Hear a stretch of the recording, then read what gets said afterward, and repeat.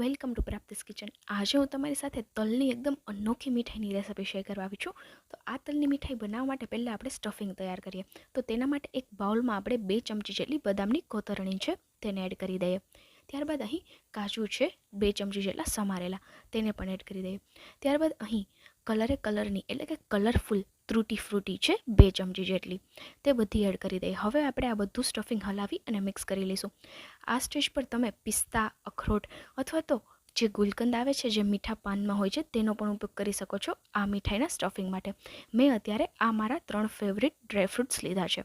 તો આ સ્ટફિંગ તૈયાર થઈ ગયું. હવે આપણે તલની મીઠાઈ બનાવવા માટે એક કડાઈમાં 1 વાટકા જેટલા સફેદ તલ લઈ લેશું. તો મેં અહીં મેઝરમેન્ટ કપ લીધો છે, તમે ઘરમાં રહેલો કોઈ પણ એક વાટકો સેટ કરી લો. હવે આ તલને શેકવાના છે. કેવા શેકવાના છે તે હું તમને જણાવું. ગેસની લો ફ્લેમ પર આ તલ ફક્ત ગરમ થઈ ત્યાં સુધી તેને શેકવાના છે. નથી તો તેનો કલર ચેન્જ થવા દેવાનો, નથી તો તેને ક્રિસ્પી કરવાના. ફક્ત તે તપે એટલે કે ગરમ થઈ જાય ત્યાં સુધી તેને ગેસની લો ફ્લેમ પર કન્ટિન્યુ હલાવી અને આપણે શેકી લઈશું.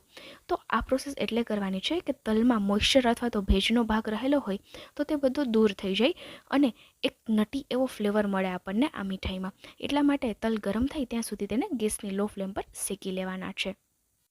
મેં આ રેસિપીનો શોર્ટ્સ અપલોડ કર્યો હતો મારી ચેનલ પર અને મેન્શન કરેલું હતું કે આ રેસિપીનો ફૂલ વિડીયો કમિંગ સૂન છે. તો આજે હું આ રેસિપી શેર કરવા આવી ગઈ છું. આ રેસિપી મેં મારી કુકિંગ કોમ્પિટિશનમાં બનાવેલી હતી, જેમાં મારો ફર્સ્ટ રેન્ક આવ્યો હતો. તો આજે હું ડિટેલમાં આ રેસિપી શેર કરવા આવી ગઈ છું. એટલી સહેલી છે બનાવી કે કોઈ પણ પહેલીવાર કોઈ મીઠાઈ બનાવતું હશે તો તેને પણ એકદમ પરફેક્ટ બનશે તેનાથી પણ આ મીઠાઈ, અને એકદમ ટેસ્ટી બનશે. આનો આપણે એક એટ્રેક્ટિવ લુક પણ આપશું અને એક અલગ શેપ પણ આપીશું.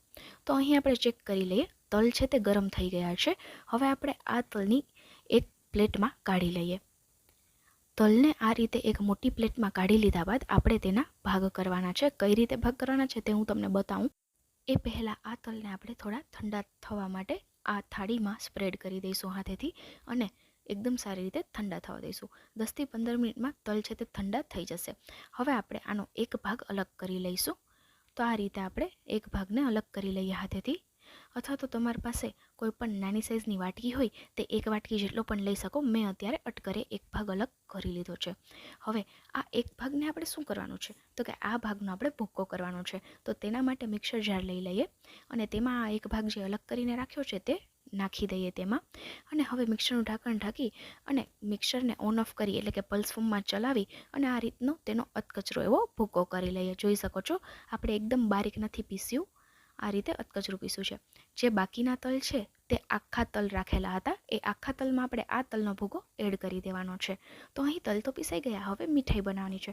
તો મીઠાઈ બનાવવા માટે આપણે એક કડાઈ લઈ લેશું અને એ કડાઈમાં આપણે 1 વાટકો દૂધ લઈ લેશું. 1 વાટકા તલની સામે આપણે 1 વાટકો દૂધ લેવાનું છે. હવે ગળાશ માટે આપણે ફક્ત 1 મુઠ્ઠી જેટલી સાકર એડ કરવાની છે. સાકર બોડી માટે ખૂબ જ હેલ્ધી છે એટલે સાકરનો ઉપયોગ કર્યો છે. ત્યારબાદ આપણે તેમાં મિલ્ક પાવડર એડ કરીશું 1 વાટકા જેટલું. તમે સાકરને સ્કીપ પણ કરી શકો છો, પણ મને થોડી ગળી સ્વીટ પસંદ છે, એટલે કે સ્વીટ હોય તેના કરતાં થોડું વધારે ગળ્યું સ્વીટ પસંદ છે. એટલા માટે મેં 1 મુઠ્ઠી જેટલી સાકર એડ કરી દીધી અને સાથે સાથે મિલ્ક પાવડર પણ લઈ લીધો 1 વાટકા જેટલો. 1 વાટકો તલ, 1 વાટકો દૂધ અને 1 વાટકો મિલ્ક પાવડર, જેને એકદમ સહેલું માપ. તો અહીં આપણે દૂધ અને મિલ્ક પાવડરને એકદમ સારી રીતે હલાવી અને મિક્સ કરી લઈએ. હવે આપણે શું કરવાનું તો કે પહેલાં આપણે આ સાકરને એકદમ સારી રીતે ઓગાળી લેવાની છે. ત્યારબાદ હું તમને જણાવીશ કે આગળ કઈ પ્રોસેસ કરવી. જેમ જેમ સાકર ઓગળશે અને જેમ જેમ મિલ્ક પાવડર દૂધમાં મિક્સ થતું જશે તેમ તેમ આ મિશ્રણ છે તે ઘટ થતું જશે. તો અહીં જો તમને વધુ ગળ્યું પસંદ હોય તો ફરી આ સ્ટેજ પર 1 મુઠ્ઠા જેટલી સાકર એડ કરી શકો છો. હું અત્યારે માઇલ્ડ એવો ટેસ્ટ રાખવાની છું આ મીઠાઈનો. વધુ પડતું ગળી પણ નહીં બનાવું અને વધુ પડતી એકદમ મોરી પણ નહીં બનાવું. તો એ રીતે આપણે અહીં સાકર એડ કરવાની છે. તો અહીં જોઈ શકો છો સાકર છે તે ધીમે ધીમે ઓગળવા લાગી છે અને આ જે મિશ્રણ છે તે થોડું ઘટ થવા લાગ્યું છે. આપણે આ મિશ્રણને હજુ ઘટ કરવાનું છે. એટલા માટે ગેસની લો ફ્લેમ પર આપણે કન્ટિન્યુ હલાવી અને આ પ્રોસેસ કરવાની છે. આ પ્રોસેસ થોડી ટાઈમ કન્ઝ્યુમિંગ છે, પણ આ પ્રોસેસને સારી રીતે કરવી પણ જરૂરી છે, નહીં તો આપણી મીઠાઈ છે તે પરફેક્ટ નહીં બને. તો આપણે ફટાફટ એક પણ વાર આપણે હાથને સ્ટોપ નથી કરવાનો. ગેસની લો ફ્લેમ પર કન્ટિન્યુ આપણે હલાવતા જ રહીશું, નહીં તો આમાં લમ્સ થઈ જશે અને આ મિશ્રણ છે તે બળી જશે. એટલા માટે કન્ટિન્યુ હલાવતું રહેવું. જેમ જેમ આ મિશ્રણ ઘટ થવા લાગશે તેમ તેમ આ કડાઈની સાઈડમાં તમે જોઈ શકો છો તે ચીપકવા લાગશે, તો તેને હલાવતા હલાવતા સાથે આ રીતે કાઢતું પણ જવું, જેથી કરી આ મિશ્રણ છે તે બળી ના જાય. તો આ રીતે એકદમ ઇઝીલી તે નીકળી જશે. હવે આ મીઠાઈમાં આપણે થોડું ટેક્સચર લાવવાનું છે, તો તેના માટે 1 ચમચી જેટલું ઘી એડ કરી દઈએ. ઘી એડ કરવાથી આ મીઠાઈ થોડી સોફ્ટ બનશે અને એકદમ સરસ આપણે શેપ પણ આપી શકશું. તો 1 ચમચી જેટલું ઘી એડ કરી દઈએ અને હલાવી અને મિક્સ કરી લઈએ. આપણે આ મીઠાઈને શેપ આપશું ત્યારે હું તમને 2 સહેલી રીત શીખવીશ. તમે 2 રીતે શેપ આપી શકશો, એક જ શેપ પણ 2 અલગ અલગ રીતે. જે એકદમ સહેલો છે શેપ આપવો, તો એ શેપ કઈ રીતે આપવો તે જોવા માટે છેક સુધી મારા આ વિડીયોને જોજો, જેથી કરી તમે આ મીઠાઈ છે તે પરફેક્ટ બનાવી પણ શકો અને પરફેક્ટ શેપ પણ આપી શકો. તો આ સ્ટેજ પર આપણે કન્સિસ્ટન્સી ચેક કરીએ તો જોઈ શકો છો હજુ થોડી લિક્વિડ ફોર્મમાં કન્સિસ્ટન્સી છે. હજુ 1 મિનિટ જેવું ગેસની લો ફ્લેમ પર આ મિશ્રણને ઘટ કરી લઈએ. ત્યારબાદ ફરી કન્સિસ્ટન્સી ચેક કરીશું. તો 1 મિનિટ જેવો સમય થઈ ગયો છે. હું તમને બતાવું તો જોઈ શકો છો સ્પેચ્યુલામાંથી ડાયરેક્ટ નથી પડતું, એટલે કે આ મિશ્રણની કન્સિસ્ટન્સી આપણે એકદમ સારી રીતે બેલેન્સ કરી લીધી. હવે આ સ્ટેજ પર આપણે જે તલ રેડી કરીને રાખ્યા છે તે બધા તલ એડ કરી દઈશું. હવે આ મીઠાઈને એક એક્સ્ટ્રા ટેસ્ટ આપવા માટે, ફ્લેવર આપવા માટે આપણે 4 મોટી ચમચી જેટલું કોપરાનું ઝીણું છીણ છે તેને એડ કરી દઈશું. જો તમે કોપરું ના ખાતા હો અથવા તો મીઠાઈમાં પસંદ ના હોય તો તમે સ્કીપ કરી શકો છો, પણ કોપરું એડ કરવાથી આ મીઠાઈનો ટેસ્ટ છે તે વધી જાય છે અને એક એક્સ્ટ્રા ફ્લેવર મળી રહે છે. હવે હાથને સ્ટોપ કર્યા વગર ફટાફટ આપણે કન્ટિન્યુ હલાવી લઈશું, જેથી કરી તલના ગાંઠા ના થઈ જાય અને લમ્સ ના પડે એટલા માટે. તો ફટાફટ આપણે હલાવી લઈએ. જેમ જેમ બધી વસ્તુ મિક્સ થશે તેમ તેમ આ મિશ્રણમાં એક બેન્ડિંગ આવી જશે, જેનાથી આપણે શેપ આપવો ખૂબ જ સહેલો રહેશે આ મીઠાઈને. તો આપણે ફટાફટ પહેલાં હલાવીને મિક્સ કરી લઈએ.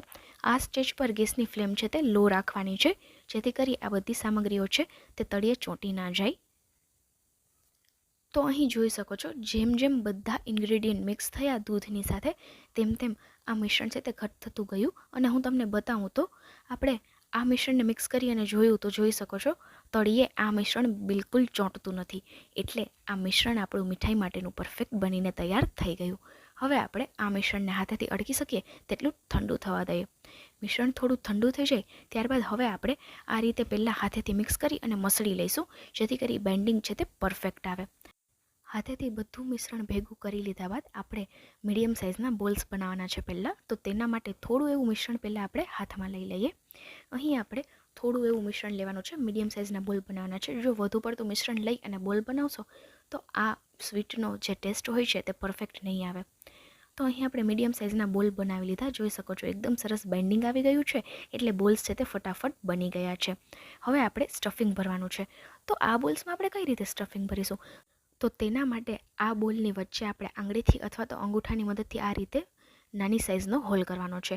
ત્યારબાદ આપણે એજીસને એકદમ સારી રીતે કવર કરવાની છે અને વચ્ચે આ રીતે અંગૂઠાને ખૂંચાવતા જઈશું, જેથી કરી કટોરી જેવો શેપ એકદમ ઇઝીલી આપણે આપી શકીએ.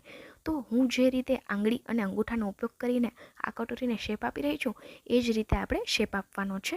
તો અહીં આપણે કટોરીનો શેપ છે તે આપી દીધો. હવે આપણે જે ડ્રાયફ્રૂટવાળું મિશ્રણ તૈયાર કર્યું છે, સ્ટફિંગ તૈયાર કર્યું છે, તે 1 ચમચી જેટલું એટલે કે સમાય એટલું સ્ટફિંગ આપણે આ મીઠાઈની વચ્ચે સ્ટફ કરી દઈશું. તો જેને એકદમ સહેલું, એકદમ સરસ અને એકદમ ઇઝીલી આપણે આ મીઠાઈને શેપ આપી દીધો. તો આ હતી પહેલી રીત આ મીઠાઈને શેપ આપવાની. આ ઓપ્શન તો છે જ તમારી પાસે. હવે એક હું અલગ ઓપ્શન આપું તમને આ મીઠાઈને પરફેક્ટ શેપ આપવા માટે. તેના માટે પહેલાંની જેમ જ આપણે ફરી મીડિયમ સાઇઝના બોલ્સ બનાવી લેવાના છે. તો મેં અહીં થોડું મિશ્રણ લઈ અને ફટાફટ બોલ્સ બનાવી લીધો. આ રીતે આપણે બોલ બનાવી લેવાનો છે.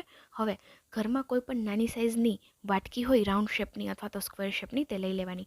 મારી પાસે અત્યારે આ રીતે રાઉન્ડ શેપની નાની વાટકી અવેલેબલ છે. પ્લાસ્ટિકની, કાચની, સ્ટીલની કોઈ પણ હોય તે લઈ શકો છો.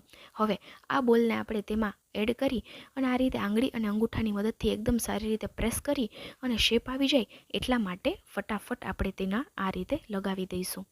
તો જોઈ શકો છો આપણે આ સ્ટફિંગને આંગળીની મદદથી એકદમ સારી રીતે આ વાટકીમાં છે તે ચોંટાડી દીધું. હવે આ જે એજીસ છે તેને પણ આપણે પરફેક્ટ કરવાની છે. તો તેના માટે આપણે ચમચીની મદદથી ઉપરની જે એજીસ છે તેને એકદમ સારી રીતે સેટ કરી લઈશું વાટકીમાં.